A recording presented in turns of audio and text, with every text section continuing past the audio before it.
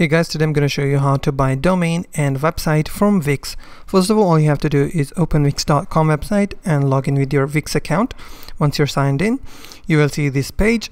From here you have to type in the name of the domain that you want to buy. For example, just enter the random name and I will click on Let's Go. As you can see, it is available and I will click on Make It Yours.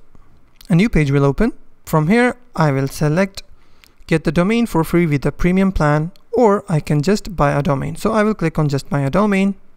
I will click on continue. From here it is giving me some options, 1 year, 2 years or 3 years, or I will just select 1 year and I will just click on continue. From here I have to enter my first name, my phone number, my email address, street, country, city, postal code, and after that I have to click on continue. On the next page it will ask me for some privacy and security on the third step, and on the fourth step it will ask me for the payment details like my card number or my CVC number. After entering all of the details, you have successfully bought a domain and a website from Wix.